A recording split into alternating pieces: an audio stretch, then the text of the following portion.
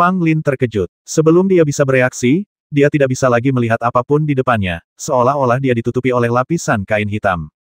Bahkan mata ketiga Fang Lin pun menjadi gelap. Jika ada orang lain di sini, mereka akan melihat bahwa mata dan mata ketiga Fang Lin hitam pekat, yang terlihat sangat aneh. Pria jangkung dan kurus itu muncul tepat di depan Fang Lin dan meninju jantung Fang Lin. Meskipun Fang Lin merasakan serangan dari pria jangkung dan kurus itu, reaksinya masih agak lambat dan dia terjatuh oleh pukulan dari pria jangkung dan kurus itu. Pukulan itu begitu kuat sehingga Fang Lin merasakan sakit yang tajam di dadanya, seakan-akan jantungnya hancur, dan dia tidak bisa menahan darahnya. Pria jangkung dan kurus itu tidak berniat melepaskan Fang Lin. Dia menyusulnya dan menamparnya tepat di atas kepalanya. Serangan telapak tangan ini jelas merupakan gerakan mematikan, yang dimaksudkan untuk merenggut nyawa Fang Lin. Dengan ledakan, Fang Lin dipukul dengan keras dan darah segera mengalir keluar dari semua lubangnya. Meskipun kepalanya tidak hancur oleh pria jangkung dan kurus itu, serangan telapak tangan ini juga menyebabkan Fang Lin menderita luka serius, dan tengkoraknya tampak retak. Otang pembawa sial, bukan cuma mataku yang tidak bisa melihat, tapi tubuhku juga menjadi sangat berat sehingga aku tidak bisa menghindari serangan orang ini sama sekali. Fang Lin mengumpat dalam hatinya. Meskipun mata dan mata ketiganya tidak dapat melihat, sebagai pria kuat abadi, persepsinya masih sangat tajam. Dia bisa menilai berdasarkan nafas lawan dan gerakan yang didengarnya, dan itu tidak akan berdampak banyak. Namun tubuh Fang Lin menjadi lebih berat dari sebelumnya, yang sangat memengaruhi pergerakannya. Dia tidak dapat menghindari serangan itu tepat waktu meskipun dia bisa. Saat orang kuat bertarung, reaksi lambat seringkali dapat menentukan hasilnya, atau bahkan hidup atau mati. Dalam situasi Fang Lin saat ini, kekalahan pada dasarnya sudah pasti, kecuali Fang Lin dapat mematahkan situasi saat ini. Pria jangkung kurus itu sedikit terkejut melihat Fang Lin masih punya tenaga untuk bertarung setelah terkena pukulan dan telapak tangannya yang silih berganti. Namun, dia yakin akan kemenangan saat ini. Di matanya, Fang Lin, seorang pejuang manusia, tidak mungkin menimbulkan masalah sama sekali. Bahkan jika kamu ingin hidup sekarang, aku tidak akan memberimu kesempatan. Pria jangkung kurus itu berkata dengan dingin. Dengan lambaian tangannya, sinar hitam yang tak terhitung jumlahnya jatuh dari langit, seperti hujan hitam. Meskipun Fang Lin tidak bisa melihat, dia juga merasakan tekanan yang sangat kuat. Dia segera mengaktifkan lampu kuno Dewa Api, dan api surgawi yang kaya menyembur keluar dari tubuh Fang Lin, menghalangi kedatangan cahaya hitam.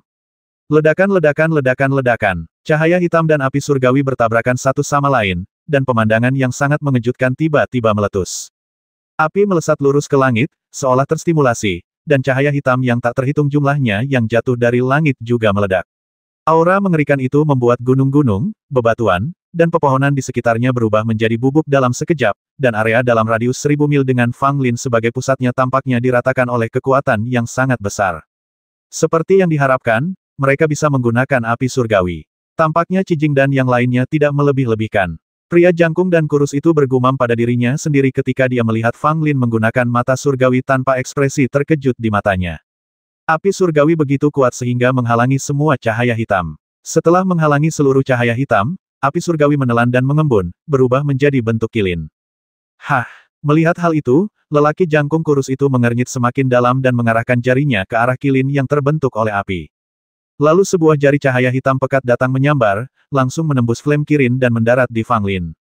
Fang Lin mengerang saat perutnya tertusuk cahaya hitam. Cedera bukanlah masalah utama. Kekhawatiran utamanya adalah kekuatan cahaya hitam yang mengamuk di tubuh Fang Lin, mencoba menghancurkan Fang Lin dari dalam. Untungnya, Fang Lin juga memiliki kekuatan pohon suci di tubuhnya, yang segera melarutkan kekuatan cahaya jari. Meski begitu, cahaya jari ini mencegah luka-luka Fang Lin pulih dengan cepat, yang menunjukkan bahwa niatnya jahat.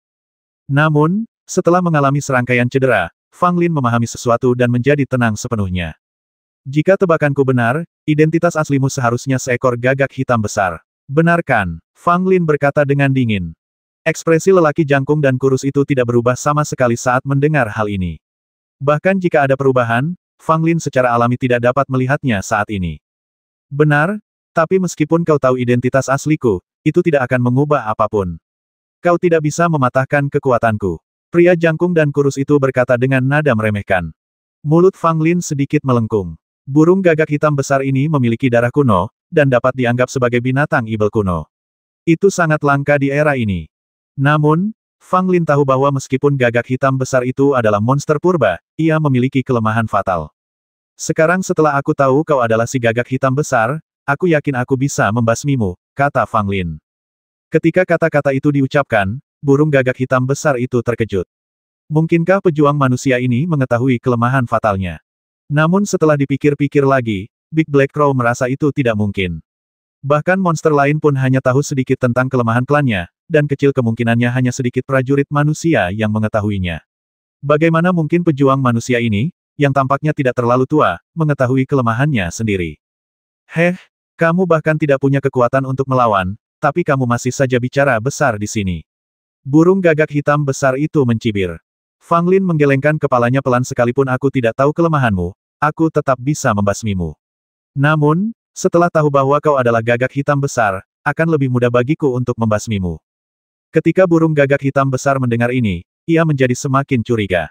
Fang Lin mengucapkan kata-kata ini seolah-olah dia benar-benar mengetahui kelemahan fatal burung gagak hitam besar itu, yang membuat burung gagak hitam besar itu merasa waspada. Burung gagak hitam besar itu tidak mengatakan apa-apa. Fang Lin melanjutkan, jika aku langsung memberitahumu kelemahanmu, aku khawatir kamu tidak akan melawanku lagi dan hanya akan berbalik dan melarikan diri, kan? Anda seharusnya mengurangi penggunaan taktik-taktik yang membingungkan itu. Burung gagak hitam besar itu mencibir. Fang Lin tidak berkata apa-apa lagi. Dia menyentuh dahinya dan melihat energi pedang tak kasat mata mengembun di depannya. Dengan pedang ini, aku bisa memotong jiwamu, kata Fang Lin. Ekspresi si gagak hitam besar akhirnya berubah. Dia menatap Fang Lin dengan tak percaya. Dia tidak menyangka pihak lain benar-benar mengetahui kelemahan fatalnya. Meskipun gagak hitam besar merupakan monster purba, ia lahir dengan jiwa yang lemah. Ia takut pada guntur dan bahkan lebih takut lagi pada metode yang menyakiti jiwanya. Dengan kata lain, jiwa burung gagak hitam besar pada hakikat jauh lebih rapuh dibandingkan jiwa makhluk lainnya. Begitu bertemu dengan orang kuat yang dapat mengendalikan petir, atau seorang master yang mengetahui cara membasmi jiwa, gagak hitam besar akan berada dalam situasi yang sangat berbahaya. Fang Lin tidak memiliki prestasi dalam seni guntur, namun ia mengetahui metode melukai jiwa, dan Dugu Nianlah yang mengajarkannya. Keluarga Dugu mewariskan teknik jiwa rahasia yang disebut teknik pedang pemutus jiwa, yang memungkinkan seseorang menggunakan kekuatan jiwanya sendiri untuk memadatkan energi pedang pemutus jiwa dan membasmi jiwa lawan. Dugu Nian merupakan orang kedua dalam keluarga Dugu, selain patriark lama Dugu Fengyun, yang berlatih teknik pedang pemutus jiwa. Dia pernah menggunakan metode ini untuk mengalahkan pangeran dari negara Qin. Dia bahkan memotong separuh jiwanya sendiri untuk menyelamatkan jiwa Fang Lin saat dia berada di Qihai Daomen. Setelah itu, Dugu Nian mengajarkan teknik pedang pemutus jiwa kepada Fang Lin. Bahkan dengan bakat Fang Lin, dia tidak dapat mempelajarinya setelah berlatih untuk waktu yang lama. Baru setelah Fang Lin berlatih di jurang istana dan Seng selama 1000 tahun, ia akhirnya menguasai teknik pedang pemutus jiwa. Walaupun teknik pedang pemutus jiwa ini tidak mudah digunakan dalam pertempuran normal dengan manusia, namun sangat cocok untuk menghadapi monster seperti gagak hitam besar yang secara alami lemah jiwa. Namun, begitu Fang Lin selesai berbicara, energi pedang pemutus jiwa yang terkondensasi di depannya menghilang, dan ketika muncul kembali, ia sudah berada di depan gagak hitam besar.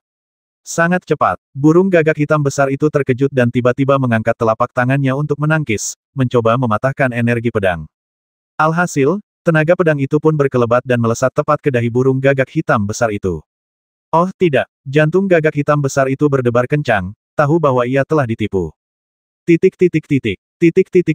Saat berikutnya, rasa sakit yang tajam yang menusuk jauh ke dalam jiwa meledak dari kepala Big Black Crow, menyebabkannya hampir terjatuh. Terlahir dengan jiwa yang lemah berarti jiwa burung gagak hitam besar lebih mudah terluka dibandingkan dengan makhluk biasa. Teknik pedang pemutus jiwa milik Fang Lin sangat tajam, jadi gagak hitam besar tentu saja terluka parah. Lagi pula, cedera pada jiwa tidak sepenting cedera pada tubuh fisik. Setelah terluka, pemulihannya sangat lambat dan sulit, terutama bagi makhluk seperti Big Black Crow yang terlahir dengan jiwa yang lemah. Kerusakan pada jiwa hampir berakibat fatal. Pada saat itu, burung gagak hitam besar itu berbalik dan melarikan diri tanpa ragu-ragu, benar-benar kehilangan keyakinannya akan kemenangan sebelumnya. Apakah kamu bercanda? Semua orang tahu apa kelemahan fatalmu. Jika kau terus melawan, aku takut kau akan dipukuli sampai mati. Kau sangat baik, Red Eye, kau membiarkanku berhadapan dengan seorang pejuang manusia dan menyebabkan jiwaku terluka. Aku harus menyelesaikan masalah ini dengan kalian. Burung gagak hitam besar itu terbang ratusan mil jauhnya tanpa menoleh ke belakang, mengutuk singa bermata merah dan yang lainnya di dalam hatinya. Lagi pula, Alasan mengapa gagak hitam besar datang untuk menimbulkan masalah bagi Fang Lin kali ini sepenuhnya karena permintaan singa bermata merah dan yang lainnya. Gagak hitam awalnya mengira bahwa dia hanyalah seorang prajurit manusia yang sedikit lebih kuat, dan bahwa dia dapat membasminya dengan kekuatan warisan garis keturunannya. Namun, dia tidak menyangka akan bertemu dengan orang mesum seperti Fang Lin, yang tidak hanya jauh lebih kuat dari dugaannya, tetapi juga mengetahui kelemahan fatalnya. Tindakan ini sungguh akan merenggut nyawa si gagak hitam. Pada saat ini, burung gagak hitam besar itu telah memutuskan bahwa setelah luka di jiwanya sembuh, ia akan pergi dan melunasi hutangnya kepada singa-singa bermata merah itu dan tidak akan berhenti sebelum ia menguliti mereka 2 kali. Bagaimana dengan masalah yang ditimbulkan pada Fang Lin lagi? Big Black Crow sudah menyerah sepenuhnya pada ide ini. Adapun lawan yang sudah mengetahui kelemahan fatalnya, Big Black Crow selalu menghindarinya. Jika dia pergi mencari Fang Lin lagi, bukankah dia akan mendapat masalah? Jika seseorang memukul jiwamu lagi, bisakah kau, si gagak hitam besar, menanggungnya? Datang jika kau mau, pergi jika kau mau. Suara dingin Fang Lin terdengar di belakang burung gagak hitam besar itu, membuat burung gagak hitam besar itu ketakutan hingga berkeringat dingin. Ketika dia berbalik, dia melihat burung gagak itu memang mengejarnya, dan kecepatannya tidak kurang dari kecepatannya. Apakah kau ingin membasmiku semuanya? Burung gagak hitam besar itu meraung marah, tetapi kecepatan larinya menjadi lebih cepat. Fang Lin mendengus, bukankah kau ingin membasmiku sebelumnya? Kenapa kau bisa lupa begitu cepat? Burung gagak hitam besar itu menggertakkan giginya. Jika jiwanya tidak terluka, dia akan sepenuhnya mampu melawan Fang Lin lagi dan tidak akan melarikan diri sama sekali. Namun kini jiwa burung gagak hitam besar itu telah terluka. Rasa sakit yang amat sangat dalam jiwanya saat ini membuatnya amat ketakutan. Dia hanya ingin melarikan diri jauh dan tidak ingin melihat Fang Lin, bintang jahat, lagi. Burung gagak hitam besar itu tahu betul bahwa jiwanya, seperti jiwa leluhurnya, pada dasarnya lemah. Biasanya, guntur yang keras saja sudah membuatnya takut, apalagi jiwanya jika langsung teriris oleh pedang. Fang Lin telah kembali normal saat ini. Kegelapan di matanya telah memudar sepenuhnya, dan energi pedang pembasmi jiwa sekali lagi mengembun di depannya. Burung gagak hitam besar itu menoleh ke belakang dan melihat bahwa energi pedang pemutus jiwa telah muncul lagi.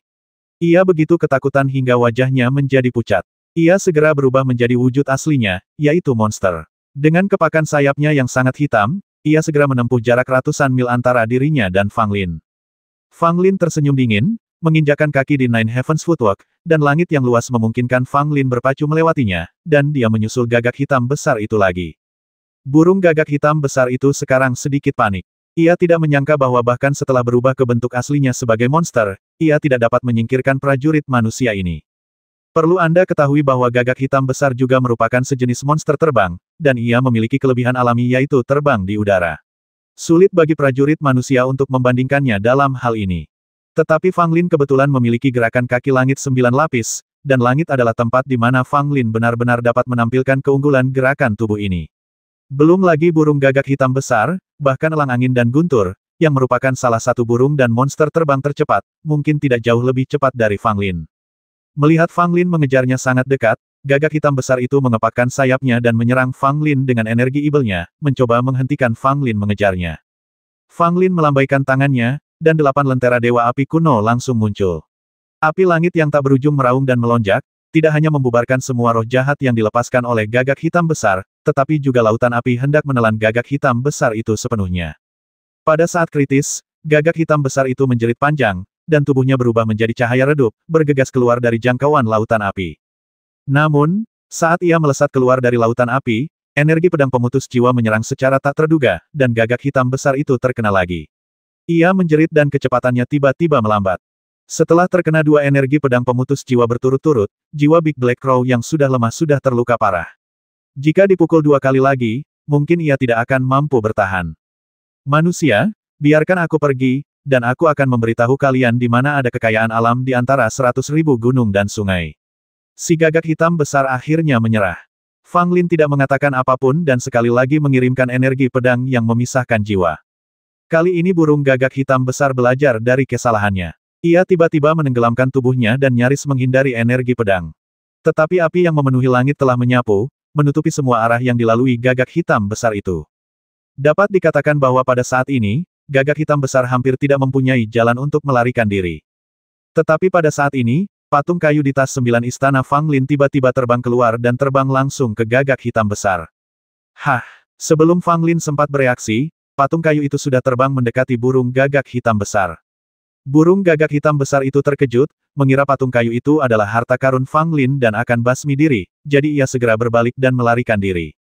Siapa yang tahu bahwa patung kayu itu seperti belatung di tulang tarsal, mengikuti di belakang gagak hitam besar sepanjang waktu, melepaskan kekuatan aneh dan terus-menerus menyerap vitalitas tubuh gagak hitam besar itu. Apa-apaan ini? Burung gagak hitam besar itu jelas merasakan bahwa vitalitasnya sedang dihisap oleh patung kayu berpenampilan aneh ini, dan ia tidak dapat menahan diri untuk tidak berteriak. Fang Lin tidak menyangka perubahan mendadak seperti itu akan terjadi. Alisnya langsung mengernyit dan dia pun segera mengikutinya, ingin melihat apa yang sedang terjadi. Patung kayu itu mengikuti di belakang burung gagak hitam besar. Tidak peduli seberapa besar serangan gagak hitam itu, ia tidak dapat merobohkan patung kayu itu, dan ia bahkan tidak dapat melukai patung kayu itu sedikitpun. Kecepatan patung kayu menyerap vitalitas menjadi semakin cepat. Hanya dalam waktu singkat, burung gagak hitam besar itu jelas merasakan bahwa ia telah kehilangan banyak vitalitas. Burung gagak hitam besar itu mengerang dalam hatinya, ini sungguh kasus menambah penghinaan atas luka. Bukan saja jiwanya terluka parah, tetapi kini ada makhluk hantu yang terus-menerus menyedot kekuatan hidupnya. Bagaimanapun juga, dia juga seorang penguasa di antara banyak monster di ratusan ribu gunung dan sungai ini, monster kuat di puncak alam transformasi ke-9. Namun, hari ini dia berada dalam kondisi yang menyedihkan. Pada saat ini, gagak hitam besar tidak hanya membenci Fang Lin, tetapi juga membenci singa bermata merah. Kalau bukan karena permintaan singa bermata merah, bagaimana mungkin dia bisa menghadapi bintang jahat seperti itu? Bagaimana bisa sampai jatuh ke situasi seperti itu? Tentu saja, sudah terlambat bagi Big Black Crow untuk memikirkannya sekarang. Dia harus menyingkirkan patung kayu aneh ini sekarang, kalau tidak semua vitalitas tubuhnya akan tersedot olehnya. Pada saat itu, prajurit manusia bahkan tidak perlu mengambil tindakan, dan dia akan mati. Burung gagak hitam besar itu membuka mulutnya dan sepotong batu lavender terbang keluar dari mulutnya, menghantam patung kayu itu secara langsung dengan kilatan cahaya.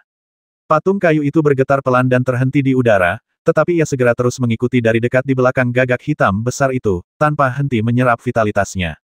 Batu ungu itu terus-menerus menghantam ukiran kayu itu, membuatnya berhenti setiap kali, namun ukiran kayu itu sangat keras, dan sekuat apapun batu ungu itu menghantamnya, ukiran itu tetap utuh. Otang pembawa sial, apa-apaan benda ini? Kenapa sepertinya tidak mati? Burung gagak hitam besar itu mengumpat dalam hatinya, dengan ketakutan di matanya. Meskipun Big Black Raven adalah monster dengan 9 transformasi, namun vitalitas dalam tubuhnya sebesar lautan dan asap, dan patung kayu menyerapnya dengan kecepatan tinggi, tetap saja akan butuh waktu lama untuk menghisap Big Black Raven hingga mati. Tetapi tidak peduli seberapa kaya dan melimpahnya vitalitas burung gagak hitam besar, jika ia terus menyerap vitalitas tersebut dengan kecepatan yang sama seperti ukiran kayu, pada akhirnya akan tiba saatnya vitalitas tersebut akan tersedot kering. Jika ukiran kayu tidak dapat dihentikan, burung gagak hitam besar hanya bisa menunggu kematian. Ledakan, burung gagak hitam besar itu tiba-tiba berbalik, dan mencengkeram ukiran kayu itu dengan cakarnya yang sangat tajam. Ia mencoba menghancurkan ukiran kayu itu dengan ketajaman cakarnya. Tetapi setelah mengerahkan tenaga, gagak hitam besar itu mendapati bahwa patung kayu itu luar biasa keras dan tidak bergerak sama sekali. Sebaliknya, ia menyerap vitalitas lebih cepat. Api hitam menyemburat dari mulut gagak hitam besar itu, seketika menyelimuti patung kayu itu. Api hitam ini adalah api binatang yang dihasilkan dalam tubuh gagak hitam besar, dan kekuatannya sangat luar biasa. Prajurit biasa harus mundur saat menghadapi tembakan binatang buas semacam ini. Patung kayu itu tiba-tiba keluar dari api hitam, tetapi masih melayang di sekitar gagak hitam besar. Tampaknya ia sedikit takut terhadap api binatang gagak hitam besar itu dan tidak berani terlalu dekat. Melihat hal itu, burung gagak hitam besar menjadi girang dan segera menyemburkan lebih banyak api binatang ke ukiran kayu itu.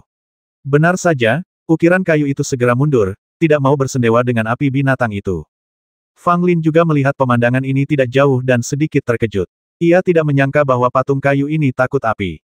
Kalau dipikir-pikir lagi, patung kayu ini ada hubungannya dengan monster, dan dalam ingatan Fang Lin, monster itu juga takut api, jadi ini masuk akal.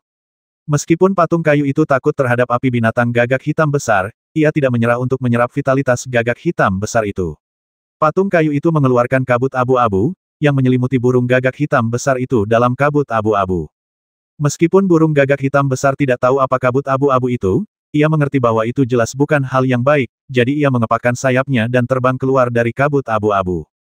Namun yang tak disangka-sangka ialah ketika burung gagak hitam besar itu terbang keluar dari kabut kelabu, sebuah lengan aneh terjulur dari patung kayu itu dan langsung mencengkeram salah satu kaki burung gagak hitam besar itu. Burung gagak hitam besar itu panik dan menyemburkan api binatang untuk membakar lengannya. Lengannya terbakar hitam, tetapi masih memegang erat-erat kaki gagak hitam yang besar itu. Brengsek, burung gagak hitam besar merasakan banyak sekali vitalitas dalam tubuhnya terhisap sepanjang lengannya. Dia sangat tegas dan langsung memotong salah satu kakinya dan meninggalkan kaki ini. Dengan cara ini, burung gagak hitam besar itu berhasil lepas sementara dari belitan patung kayu itu dan melarikan diri. Fang Lin tidak mengejar gagak hitam besar itu lagi, tetapi mendatangi patung kayu dan mencoba mengendalikannya. Tanpa diduga, patung kayu itu terbang langsung ke arah lain, seolah-olah tidak mau dikendalikan oleh Fang Lin. Mau pergi, Fang Lin langsung menangkap patung kayu itu dan tidak membiarkannya kabur terlalu jauh, dia pun menangkapnya dengan tangannya. Tetapi yang tidak terduga adalah bahwa patung kayu itu benar-benar mulai menyerap vitalitas Fang Lin, dan itu tidak bermoral. Ekspresi Fang Lin berubah, dan api surgawi di tubuhnya menyebar. Patung kayu itu segera terlepas dari tangan Fang Lin, tampak sangat takut terhadap api surgawi milik Fang Lin. Akibatnya, Fang Lin juga merasa sedikit rumit. Patung kayu ini tampaknya gila. Selama menyentuh Fang Lin, ia akan segera mulai menyerap vitalitas Fang Lin. Dan begitu Fang Lin melepaskan api surgawi, patung kayu itu akan segera menjauh. Fang Lin merasa tidak berdaya. Melihat situasi saat ini, dia khawatir tidak akan mudah mengendalikan patung kayu itu. Dia tidak ingin dikejar oleh patung kayu seperti gagak hitam besar. Ukiran kayu itu menatap Fang Lin, dan Fang Lin juga menatap ukiran kayu itu. Tampaknya baik manusia maupun benda itu tidak dapat berbuat apa-apa terhadap yang lain, dan situasi tetap menemui jalan buntu. Pada saat yang sama, banyak aura evil yang kuat telah muncul di 10.000 gunung dan sungai. Tampaknya karena suara yang dibuat oleh Big Black Crow dan Fang Lin terlalu keras, hal itu menarik perhatian monster-monster kuat ini. Fang Lin merasa gelisah. Bagaimanapun, ini adalah tanah dengan 10.000 gunung dan sungai. Akan sangat merepotkan jika dia dikepung oleh banyak monster. Lagi pula, Fang Lin tidak datang ke sini untuk melawan monster sampai mati, tetapi untuk mencari tahu apakah gua kuno itu ada, dan dia tidak ingin menimbulkan masalah lagi. Fang Lin tidak tahu bahwa di atas alam semesta 9 langit, sepasang mata dingin telah memperhatikannya. Ledakan, sebuah tangan yang menjulang tinggi tiba-tiba muncul dari kedalaman langit dan jatuh langsung ke arah seluruh 100.000 gunung dan sungai. Aura mengerikan yang tak terbayangkan membuat semua monster di 100.000 gunung dan sungai merangkak di tanah dan gemetar ketakutan. Tidak peduli seberapa kuatnya monster itu, bahkan monster kuat yang bertahan hidup di zaman kuno, memilih untuk menyerah pada saat ini. Fang Lin tiba-tiba mengangkat kepalanya dan menatap telapak tangan besar itu dengan ekspresi ngeri di wajahnya. Dia dapat merasakan kekuatan telapak tangan ini secara mendalam. Sekalipun dia 10 kali lebih kuat, dia mungkin akan hancur menjadi debu di bawah telapak tangan ini. Tanpa ragu sedikit pun, Fang Lin tahu bahwa itu pasti seorang guru bela diri kuat yang beraksi. Dan mengenai guru bela diri mana itu, Fang Lin juga bisa menebaknya Mo Shou Hei. Xuan Yuan ya sudah mati, tapi Fang Lin sangat mengenal nafas Fang Qingye, jadi jelaslah siapa pemilik tangan ini. Fang Lin tidak tahu apa yang akan dilakukan Mo Shou Hei, tetapi situasi saat ini sangat buruk baginya. Tanpa berpikir panjang, Fang Lin langsung jatuh ke tanah, berusaha sekuat tenaga menahan napas, dan menatap tangan besar yang menutupi langit dengan sangat gugup. Para monster di 10.000 gunung dan sungai semuanya panik. Bagi mereka, Mo Shou Hei terlalu kuat. Dia benar-benar di luar kemampuan mereka untuk bersaing. Bahkan jika Sang Suci Ibel datang sendiri, dia tidak akan mampu melawan Mo Shou Hei. Ini bukan lagi perbedaan level, tetapi perbedaan antara semut dan dewa. Mo Shou Hei adalah dewa bagi semua makhluk hidup di bumi. Di mata Mo Shou Hei, monster di ratusan ribu gunung dan sungai ini tidak layak disebut sama sekali dan dapat dihancurkan dalam sekejap mata. Titik. Bahkan seluruh 100.000 gunung dan sungai dapat dengan mudah disapu oleh Mo Shou Hei tanpa kesulitan apapun. Pada saat ini, mungkin satu-satunya hal antara langit dan bumi yang tidak terpengaruh adalah patung kayu aneh itu. Patung kayu itu merasakan nafas Mo Shou Hei, namun alih-alih merasa takut, ia tampak sangat gembira dan benar-benar mengambil inisiatif untuk menyambut tangan besar yang dijatuhkan Mo Shou Hei. Melihat ini, Fang Lin mengerutkan kening lebih dalam. Meskipun saat ini dia tidak tahu apa patung kayu itu, tampaknya serangan Mo Shou Hei mungkin ditujukan pada patung kayu ini. Fang Lin tidak ingin Mo Shou Hei mendapatkan ukiran kayu itu, tetapi dia tidak bisa berbuat apa-apa saat ini. Selama dia berani muncul dan menunjukkan sedikit saja niat untuk menghentikannya, Mo Shou Hei pasti tidak akan membiarkan Fang Lin pergi. Dengan kekuatan Fang Lin saat ini, dia bahkan tidak bisa melindungi dirinya sendiri di depan Mo Souhei, apalagi menghentikannya. Oleh karena itu, Fang Lin hanya bisa menyaksikan ukiran kayu itu diambil oleh Mo Souhei, dan dia tidak dapat menahan perasaan tidak berdaya di dalam hatinya. Fang Lin memasang ekspresi getir di wajahnya. Dia telah berlatih di masa depan selama lebih dari 30 tahun, dan setelah kembali ke era ini, dia telah berlatih selama lebih dari 1000 tahun. Berbagai kesempatan dan petualangan telah memungkinkannya mencapai tingkat kultivasi dan kekuatannya saat ini. Di masa depan, dia mungkin tidak akan terkalahkan, dan di era ini, dia bisa disebut sebagai Master kelas 1. Tetapi meski begitu, dia masih terlalu lemah di hadapan Mo Souhei. Tubuh asli Mo Souhei bahkan tidak muncul. Dia hanya menggerakkan tangan, yang membuat Fang Lin merasa putus asa. Itu benar-benar keputusasaan yang menyesakan. Fang Lin menduga, jika dia berhadapan langsung dengan tangan besar itu, dia mungkin tidak akan punya keberanian untuk menyerang, dan hanya bisa memejamkan mata dan menunggu kematian. Tetapi berbicara tentang hal itu, Fang Lin juga tahu bahwa dia terlalu naif. Dia hanya berlatih dalam waktu yang singkat dan dia berpikir untuk bersaing dengan Mo Souhei. Ini sungguh konyol. Mo Souhei adalah penjelmaan dari roh kuno. Dia memiliki kekayaan besar Tusan dan telah berlatih selama bertahun-tahun yang tak terhitung jumlahnya. Dia hidup lebih lama dari Suan Yuanya. Apa yang bisa digunakan Fang Lin untuk dibandingkan dengan Mo Souhei? Selain itu, kekuatan Fang Lin saat ini dan tahun-tahun yang telah ia lalui dalam latihannya sebenarnya berkembang cukup pesat. Totalnya baru lebih dari 1000 tahun, tetapi dia sudah mencapai kekuatannya saat ini. Bahkan di era saat para jenius bermunculan dalam jumlah besar dan ilmu bela diri sangat makmur, ia dapat disebut sebagai seorang jenius yang tiada taraf. Pada saat ini, apa yang paling dikhawatirkan Fang Lin bukanlah ukiran kayu itu, tetapi keselamatannya sendiri. Mo Souhei secara pribadi mengambil ukiran kayu itu, jadi kemungkinan besar dia telah mengetahui keberadaannya. Walaupun Fang Lin menggunakan banyak cara untuk menyembunyikan jejaknya, dia tahu bahwa tipuan ini hanyalah lelucon di depan Mo Souhei. Jika Mo Souhei menyadari ketidaknormalan Fang Lin, atau bahkan menemukan beberapa rahasia Fang Lin, tidak ada jaminan bahwa Mo Souhei tidak akan mengambil tindakan terhadap Fang Lin. Jika benar-benar sampai pada titik ini, Fang Lin memperkirakan dia pasti sudah mati. Kecuali ayahnya Fang Qingye mengambil tindakan, tidak ada yang bisa menghentikan Mo Souhei untuk membasminya.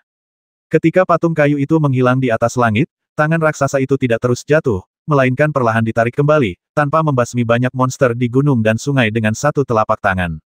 Monster-monster yang merayap kemana-mana merasa seolah-olah mereka telah diampuni. Beberapa kali tarikan napas pendek tadi sungguh merupakan saat-saat tersulit dalam hidup mereka. Mereka selalu takut Mo Souhei akan membasmi mereka. Untungnya, Mo Souhei tidak benar-benar mengambil tindakan, yang dianggap memberi mereka cara untuk hidup. Pada saat ini, banyak monster tidak berani menyalahkan Mo Souhei karena membuat keributan, dan hanya bisa berterima kasih kepada Mo Souhei karena tidak membasmi mereka. Namun sebelum monster-monster itu bisa bernapas lega, sepasang mata yang dingin dan menyeramkan muncul di atas langit, mengawasi segala sesuatu di ratusan ribu gunung dan sungai. Semua monster menjadi gugup lagi. Ditatap oleh mata itu, mereka bahkan tidak berani bernapas dengan berat, karena takut menarik perhatian pemilik mata itu.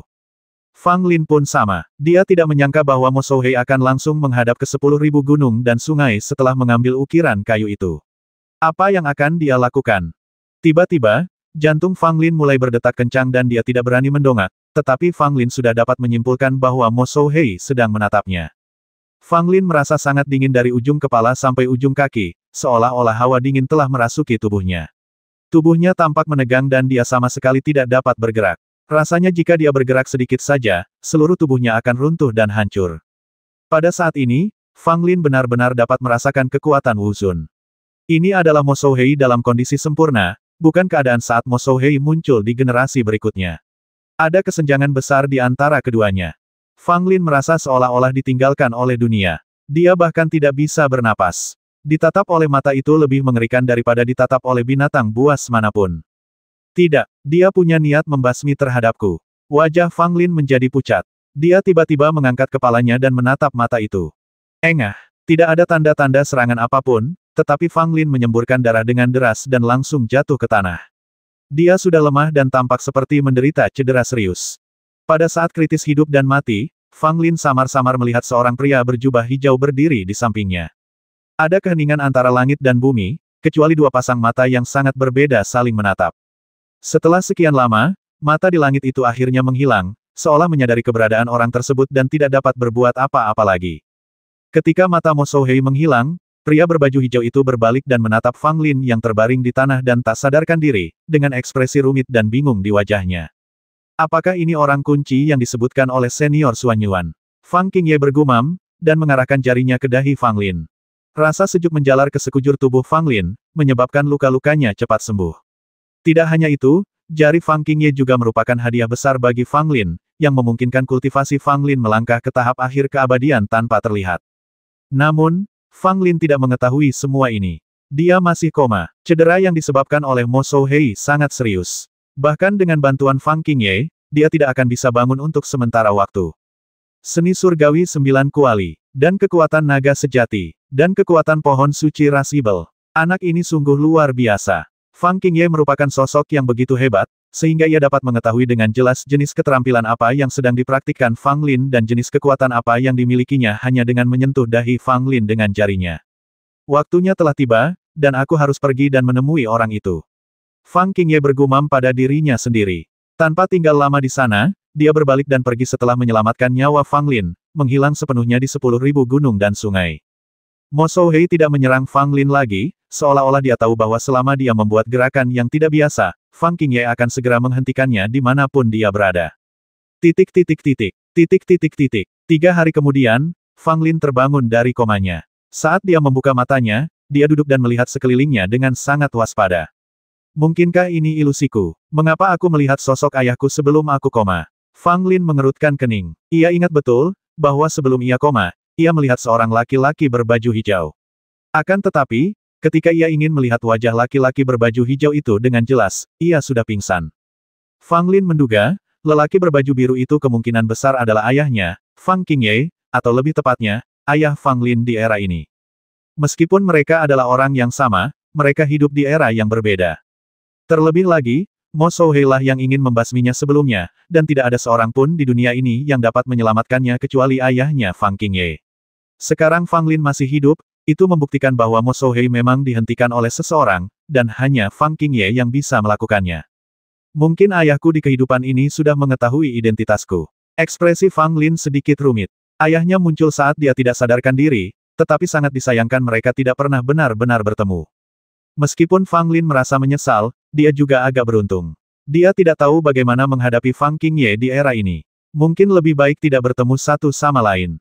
Hah, luka-lukaku sudah sembuh, dan alamku benar-benar telah menembus tahap akhir alam abadi. Apa yang terjadi? Fang Lin menyadari keanehannya dan sedikit terkejut. Belum lama sejak dia memasuki tahap tengah alam abadi. Dia bahkan pernah menerobos medan perang kuno sebelumnya. Bagaimana dia bisa memasuki tahap akhir alam abadi begitu cepat dan tidak dapat dijelaskan? Mungkinkah ayahku membantuku? Fang Lin berpikir dalam hati. Setelah memikirkannya, ini adalah satu-satunya kemungkinan. Bagi Fang Lin sekarang, kultivasi memang sangat penting. Dia selalu berusaha untuk meningkatkan kemampuannya semaksimal mungkin, tetapi sekarang dia telah langsung melangkah ke tahap akhir keabadian, yang agak tidak terduga bagi Fang Lin. Akibatnya, beberapa rencana Fang Lin sebelumnya harus berubah. Tentu saja niat awal datang ke pegunungan dan sungai Siwan kali ini tidak akan berubah. Gua kuno yang dikunjunginya pada generasi berikutnya masih harus dikunjungi lagi.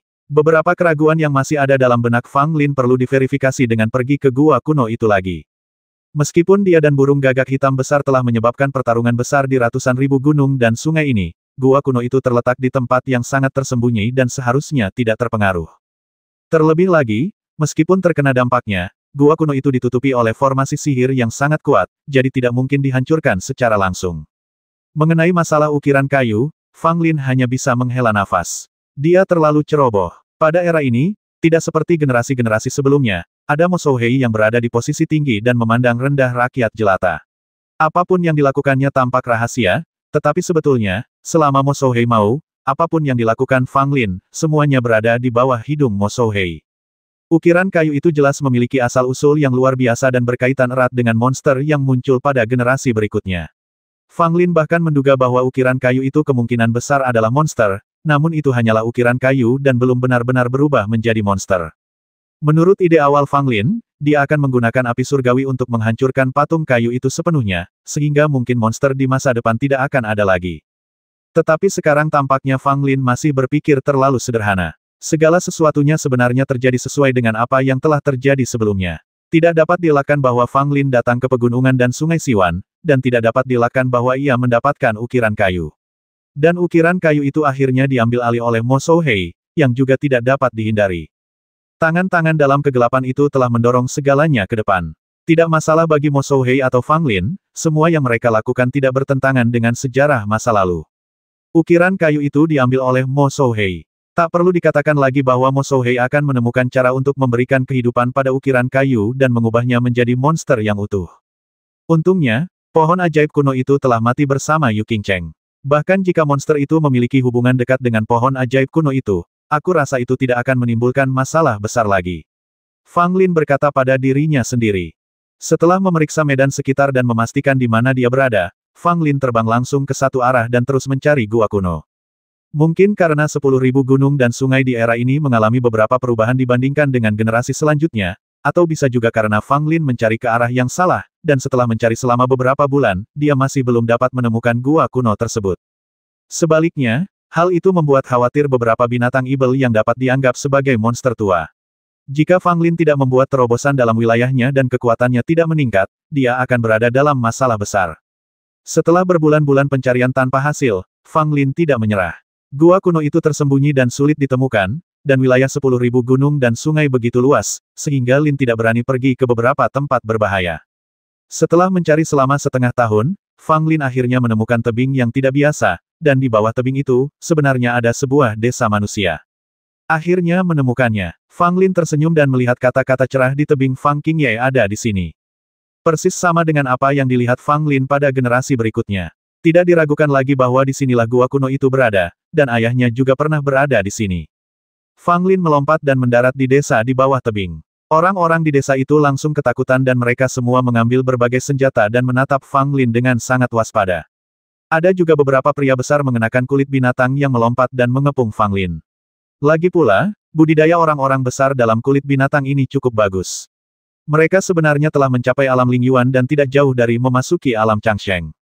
Akan tetapi, bagaimana mungkin Fang Lin dapat ditangkap oleh orang-orang gunung ini?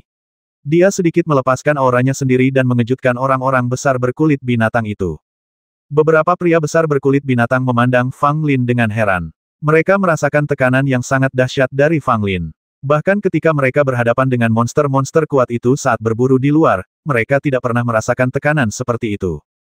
Meskipun mereka berasal dari pegunungan, para lelaki besar berpakaian kulit binatang ini tahu bahwa orang luar yang tampak muda di hadapan mereka ini jelas bukan orang yang bisa dianggap remeh.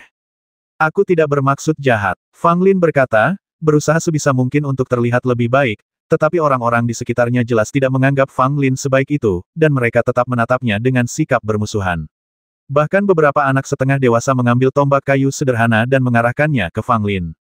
Fang Lin merasa sedikit tidak berdaya. Meski penampilannya telah berubah, dia tidak tampak garang.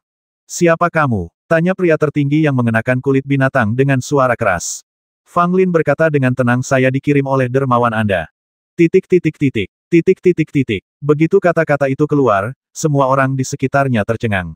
Kemudian mereka saling berpandangan, sebagian dari mereka memasang ekspresi bingung, sedangkan sebagian lainnya nampak tidak mempercayai kata-kata Fang Lin dan menatapnya dengan curiga. Lelaki berkulit binatang yang berbicara tadi berwajah gelap. Dia mengerutkan kening, menatap Fang Lin dengan saksama lagi, dan berkata, aku tidak tahu apa yang kamu bicarakan. Fang Lin tahu bahwa orang-orang ini sangat waspada dan tidak akan mempercayainya hanya karena komentar santai yang dilontarkannya. Siapa yang membantu klanmu bertahan hidup dan berkembang biak di sini? Siapa yang mengajarimu ilmu bela diri? Dan siapa yang meninggalkan kata-kata itu di tebing? Apakah kau sudah melupakan semuanya? Wajah Fang Lin menjadi gelap dan dia berbicara dengan nada dingin. Seperti yang diduga, ketika kata-kata itu diucapkan, baik laki-laki berkulit binatang maupun penduduk desa lainnya sangat terkejut. Ketika mereka melihat Fang Lin, tatapan mata mereka berbeda, dan tatapan mata beberapa orang dipenuhi dengan rasa kagum. Akan tetapi, orang-orang berkulit binatang itu tidak mengendurkan kewaspadaan mereka, hanya saja mereka tidak bersikap bermusuhan seperti sebelumnya. Apa hubunganmu dengan Sang Dermawan? Tanya pria terkemuka yang mengenakan kulit binatang. Fang Lin berkata langsung, aku dikirim olehnya. Jika kamu masih ragu, aku punya cara lain untuk membuktikan diriku. Mendengar Fang Lin mengatakan bahwa dia dikirim oleh seorang dermawan, pria berkulit binatang yang memimpin tampak semakin terkejut dan bertanya, jika kamu dapat membuktikan identitasmu, kami akan percaya bahwa kamu dikirim oleh seorang dermawan. Fang Lin tidak mengatakan apa-apa lagi. Dia tahu bahwa semua orang di sini telah berlatih Seng Yuan Tong Kiao Jue yang diajarkan oleh Fang Qingye. Dia segera mempraktikkan teknik ini dan segera ada aura yang sama mengalir melalui tubuhnya seperti milik mereka. Setelah menyadari Seng Yuan Tong Kiao Jue, semua orang akhirnya mempercayai Fang Lin. Lagi pula, di mata mereka, hanya sang dermawan dan mereka yang berhubungan dengan sang dermawan yang mampu melakukan Seng Yuan Tong Kiao Jue. Sedikit yang tahu bahwa sebelum Fang Lin memasuki istana dan Seng di kehidupan sebelumnya, ia telah memperoleh banyak rahasia seni bela diri dan metode kultivasi dari ayahnya, Fang Qingye. Namun, Fang Lin saat itu benar-benar tidak memiliki bakat dalam seni bela diri. Dia mempelajari ini dan melupakan itu. Dia berlatih sedikit demi sedikit berbagai keterampilan, tetapi pada akhirnya, dia tidak mempelajari apapun setelah belajar dalam waktu lama. Dia hanya orang yang setengah matang. Fang Lin hanya mengetahui dasar-dasar Seng Yuan Tong Kiao Jue, namun penduduk desa di sini bodoh dan tentu saja tidak dapat melihat kedalaman Fang Lin. Mereka mengira bahwa memiliki aura yang sama berarti mempraktikkan teknik yang sama. Pada saat itu, pria terkemuka berpakaian kulit binatang menyimpan senjatanya, berjalan mendekati Fang Lin dengan ekspresi hormat di wajahnya, dan tidak tahu harus berkata apa, tampak sedikit malu. Fang Lin berinisiatif untuk berbicara, dermawanku mengirimku ke sini kali ini untuk pergi ke gua kuno untuk melihat lukisan dinding, dan juga untuk meninggalkanmu beberapa ramuan. Ketika lelaki berkulit binatang itu mendengar Fang Lin hendak memasuki gua kuno, dia berkata, karena kamu diutus oleh sang dermawan, tidak akan ada masalah bagimu untuk memasuki gua kuno itu. Setelah terdiam sejenak, lelaki berkulit binatang itu bertanya dengan bingung, apa itu pil? Fang Lin tertegun. Dia tidak menyangka orang-orang di sini bahkan tidak tahu apa itu ramuan. Namun itu bukanlah sesuatu yang mengherankan. Mungkin karena mereka terlalu lama terisolasi dari dunia. Fang Lin hanya bisa menjelaskan sesingkat mungkin ramuan itu adalah sesuatu yang dapat membuat tubuh rakyatmu lebih kuat. Ketika mendengar bahwa itu adalah pil yang dapat membuat tubuh lebih kuat, pria berkulit binatang itu tentu saja menunjukkan kegembiraan, tetapi dia menggosok tangannya dengan ekspresi malu di wajahnya. Fang Lin berkata bahwa aku ke gua kuno dulu. Pria berkulit binatang itu mengangguk berulang kali dan membawa Fang Lin ke dasar tebing. Persis seperti yang diingat Fang Lin, masih berupa dinding batu tanpa ada yang aneh. Pria berkulit binatang itu terus mengukir di dinding batu dengan tangannya, dan garis-garis pun perlahan-lahan muncul. Tanpa menunggu terlalu lama, sebuah formasi dibangun oleh pria berkulit binatang. Dia menyapa Fang Lin dan kemudian langsung menyelam ke dinding batu. Fang Lin juga melangkah maju, dan sosoknya menghilang. Faktanya, dia sudah memasuki gua kuno yang tersembunyi di dinding batu. Di dalam gua kuno, Fang Lin merasa sangat gelisah, karena 12 mural yang pernah dilihatnya sebelumnya masih muncul di sini. Melihat ke-12 mural tersebut yang persis sama dengan yang ada dalam ingatannya, mata Fang Lin dipenuhi dengan keterkejutan, karena mural-mural tersebut tidak hanya merekam apa yang telah terjadi di masa lalu, tetapi juga meramalkan beberapa hal yang akan terjadi di masa mendatang. Rentang waktunya cukup besar. Akibatnya, Fang Lin memiliki pertanyaan terbesar dalam benaknya, siapa yang meninggalkan mural-mural ini. Mungkinkah orang yang meninggalkan mural tersebut dapat meramalkan masa depan? Di antara orang-orang yang dikenal Fang Lin saat ini, tampaknya hanya Suan Yuanya yang dapat meramal masa depan, tetapi ia hanya dapat melihat sebagian kecil masa depan yang sangat samar. Pria berkulit binatang berlutut di depan mural pertama, tampak sangat saleh dan penuh hormat. Mural pertama hanya memiliki ukiran tusan dan tidak ada yang lain. Fang Lin mengerutkan kening dan menatap 12 mural satu persatu. Kecuali mural ke-12 yang kosong, ke-11 mural lainnya tidak berbeda dengan apa yang dilihatnya di kemudian hari. Mungkinkah mural-mural ini tidak ditinggalkan oleh orang yang sama? Sebaliknya, mural-mural ini ditinggalkan di sini oleh orang yang berbeda satu demi satu. Fang Lin tiba-tiba mengajukan tebakan ini. Ada 12 mural, satu kosong, dan 11 lainnya memiliki konten yang berbeda. Meskipun ini adalah kedua kalinya Fang Lin melihat mural ini, keterkejutan di hatinya belum berkurang banyak. Terlebih lagi, setelah mengalami banyak hal, Fang Lin kurang lebih dapat memahami mural-mural ini ketika dia melihatnya lagi. Misalnya, mural ke-6 mempunyai 4 sosok yang dipahat di atasnya. Meskipun teknik ukirannya sangat kasar, keempat figur tersebut jelas berbeda. Sekarang Fang Lin pada dasarnya dapat menyimpulkan bahwa keempat sosok pada mural ke-6 seharusnya mewakili 4 jagoan bela diri umat manusia yang muncul berurutan dari awal hingga akhir. Meskipun Mo Souhei bukan manusia dalam arti sebenarnya, ia selalu dianggap sebagai manusia, jadi ia juga tercantum dalam mural ini. Suan Yuanya, Mo Souhei, Fang Qingye dan Hou Yi adalah 4 ahli bela diri yang lahir di umat manusia. Mungkin Mo Souhei sudah ada lebih lama dibanding ketiga orang lainnya, Namun Xuanyuanya adalah manusia sejati, dan orang pertama yang mencapai ahli bela diri sebagai manusia di zaman kuno. Tanpa Xuanyuanya, mungkin umat manusia tidak akan sekuat dan sejahtera seperti saat ini. Dialah orang yang benar-benar menggendong umat manusia di pundaknya. Baik Fang Qingye maupun Hou Yi dapat dianggap sebagai guru bela diri yang tumbuh di bawah perlindungan Xuanyuanya. Mungkin beberapa mural di sini ditinggalkan oleh senior Xuanyuan, tetapi tidak mungkin semuanya ditinggalkan oleh senior Xuanyuan. Fang Lin berkata dalam hati. Lagi pula, beberapa mural terakhir adalah tentang hal-hal yang belum terjadi. Sekalipun Xuanyuanya memiliki kemampuan melihat masa depan, dia tidak akan mampu melihat banyak hal, seperti kelahiran Fang Lin dan 10 matahari yang muncul di langit yang sama saat malapetaka datang. Di antara mural-mural tersebut, Fang Lin sudah dapat memahami sebagian besarnya, tetapi mural kedua dan kelima membingungkan Fang Lin, dan dia tidak memiliki ide apa yang ingin diungkapkan kedua mural ini. Mural kedua memiliki dua sosok, satu hitam dan satu putih, dan tidak ada yang lain. Mural kelima menunjukkan seseorang di gunung. Fang Lin tahu bahwa gunung ini seharusnya adalah Tusan, tetapi siapakah orang di Tusan? Terutama yang kedua, apa yang dilambangkan oleh kedua sosok itu, satu hitam dan satu putih. Begitu ketatnya sehingga tidak ada ruang bagi Fang Lin untuk menggunakan imajinasinya. Sedangkan untuk gambar kelima, Fang Lin masih bisa menebak bahwa sosok di Tusan kemungkinan adalah apa yang disebut roh kuno Tusan, sumber segala sesuatu. Menurut apa yang dikatakan senior Xuanyuan, roh kuno Tusan adalah makhluk pertama yang lahir di Tusan, dan tidak abadi. Ketika akan mati, ia terbagi menjadi beberapa inkarnasi dan terus bertahan hidup dengan cara ini. Dari apa yang dapat kita lihat sekarang, mungkin ada 4 atau 5 inkarnasi roh kuno. Saat ini, satu-satunya inkarnasi yang aktif adalah Mo Souhei. Generasi pertama dari orang suci Ibel bergantung pada pohon suci klan Ibel untuk menopang hidupnya. Pohon sihir kuno terkait dengan salah satu inkarnasi, tetapi karena pohon sihir kuno telah mati, inkarnasi ini seharusnya tidak ada lagi. Seharusnya ada 2 inkarnasi roh kuno yang tidak kita ketahui. Fang Lin berkata dalam hati, menggabungkan semua yang diketahuinya dengan mural di depannya. Sambil berpikir, Fang Lin teringat pada 2 orang, salah satunya adalah pria berpakaian hitam memegang payung yang telah muncul di depannya 2 kali. Fang Lin selalu waspada terhadap pria payung. Dia tampaknya mengetahui banyak hal dan ada di mana-mana, misterius, dan tidak dapat diprediksi. Fang Lin tidak tahu identitas aslinya. Sekarang tampaknya pria yang memegang payung itu kemungkinan besar adalah salah satu inkarnasi dari roh kuno, tetapi apakah itu benar atau tidak, Fang Lin hanya menebak-nebak saat ini. Lagi pula, jika pria berpakaian hitam yang memegang payung benar-benar merupakan perwujudan roh kuno, maka situasinya akan sedikit serius.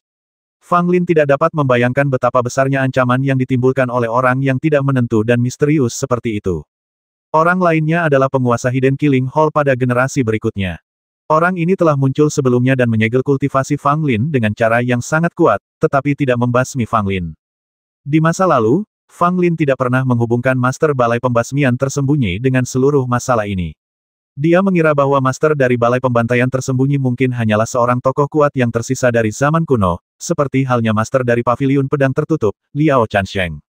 Tetapi Fang Lin sudah mengetahui identitas dan niat Liao Chansheng yang sebenarnya. Dia adalah murid yang diterima oleh Mo Souhei pada waktu yang tidak diketahui. Dia mendirikan Paviliun Fengjian dan menyelenggarakan kompetisi pedang satu demi satu. Tujuannya adalah untuk membangunkan Mo Souhei dan datang ke dunia pada waktu yang tepat. Dengan cara ini, Fang Lin tidak dapat menahan diri untuk bertanya-tanya apa tujuan pemimpin Balai Pembasmian Tersembunyi dalam mendirikan Balai Pembasmian Tersembunyi, dan apakah itu terkait dengan inkarnasi roh kuno. Hal lain yang juga dikhawatirkan Fang Lin adalah monster-monster yang muncul pada generasi-generasi berikutnya dilepaskan oleh orang-orang dari Balai Pembasmian Tersembunyi. Dalam kasus ini, pasti ada hubungan antara monster dan penguasa Aula Pembasmian Tersembunyi. Menurut pendapat Fang Lin, monster itu dapat dianggap sebagai keberadaan yang mirip dengan pohon sihir kuno, tetapi pohon sihir kuno tampaknya lebih kuat daripada monster itu. Penjelmaan roh kuno adalah bagian dari roh kuno Tusan. Jika salah satu penjelmaan roh kuno menghilang, dapatkah roh kuno Tusan muncul kembali di dunia? Fang Lin teringat pada pohon ajaib kuno yang telah punah. Karena pohon sihir kuno tidak ada lagi, bahkan jika inkarnasi roh kuno lainnya berkumpul bersama, roh kuno Tusan kemungkinan besar tidak lengkap. Banyak petunjuk saling terkait, dan Fang Lin memikirkannya untuk waktu yang lama, tetapi dia masih berspekulasi lebih banyak lagi. Lagi pula, hal-hal yang dapat diaksesnya tidaklah cukup. Fang Lin tidak menyadari bahwa mural ke-12 yang kosong sekarang memiliki beberapa pola yang terlihat samar-samar dan terus berubah, alih-alih hanya memiliki pola yang sama. Pria berkulit binatang tidak akan menyadarinya sama sekali. Dia berlutut di depan mural pertama dan tidak peduli apa yang dilakukan Fang Lin di sini. Fang Lin tiba-tiba berbalik dan akhirnya menyadari ketidaknormalan pada mural ke-12, dengan ekspresi terkejut di matanya. Setelah memperhatikan pola yang terus berubah selama beberapa saat, Fang Lin dapat melihatnya lebih jelas.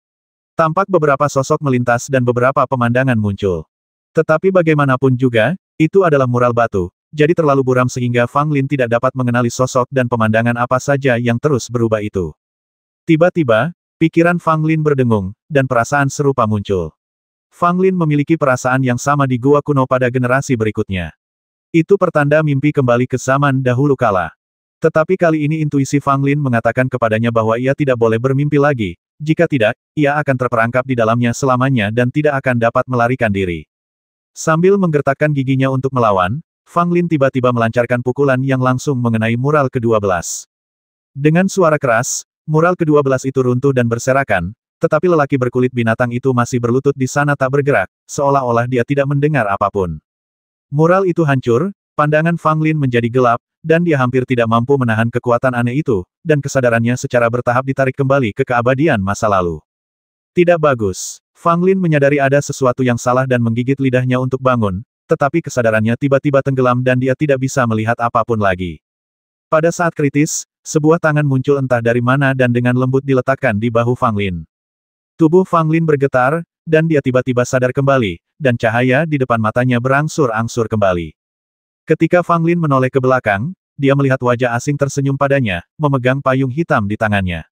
Mural ke-12 melambangkan kata perubahan. Segala sesuatu di masa depan akan mengalami perubahan yang tak terbatas. Jika Anda memecahkan mural ke-12, kesadaran Anda akan terperangkap dalam perubahan ini dan tidak akan pernah bisa membebaskan diri. Pria yang memegang payung itu berkata pelan, lalu menghilang entah kemana di depan mata Fang Lin. Fang Lin berdiri di sana dengan linglung, dengan ekspresi terkejut masih di wajahnya. Ia tidak menyangka kalau lelaki misterius pemegang payung yang muncul di generasi selanjutnya akan tiba-tiba muncul di sini. Yang tidak diduga Fang Lin adalah bahwa dia benar-benar diselamatkan oleh orang ini.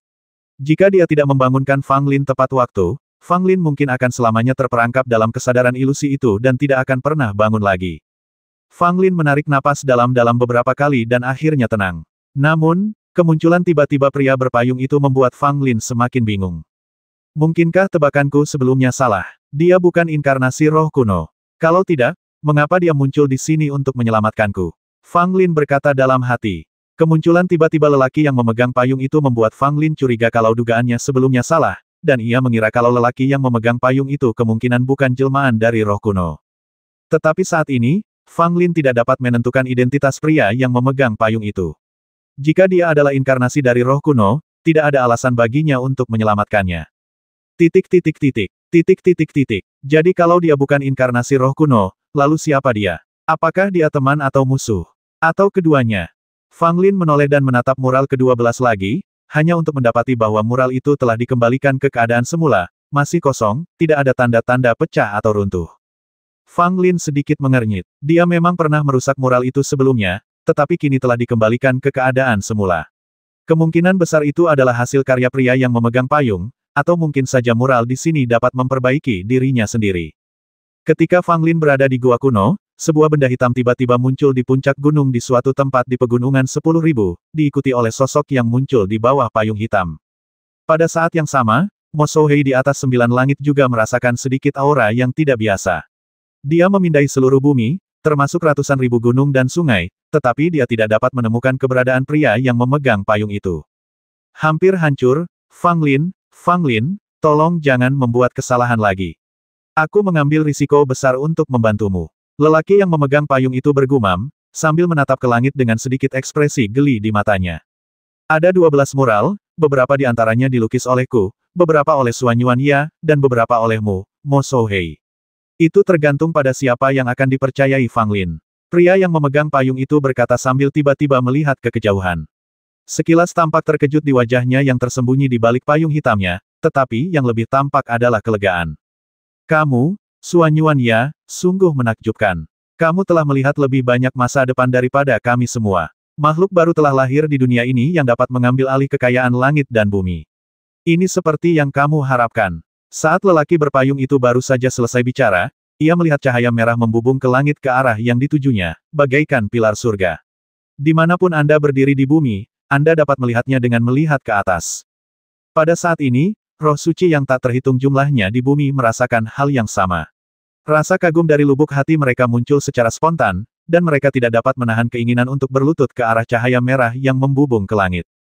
9 langit dan 10 bumi, 8 hutan belantara dan 6 penjuru, semua yang kuat tunduk kagum.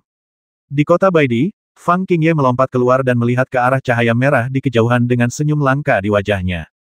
Lebih cepat dari yang saya duga, Fang Qingye berkata, lalu langsung menuju ke tempat cahaya merah muncul. Di atas langit, Mo Souhei sangat marah.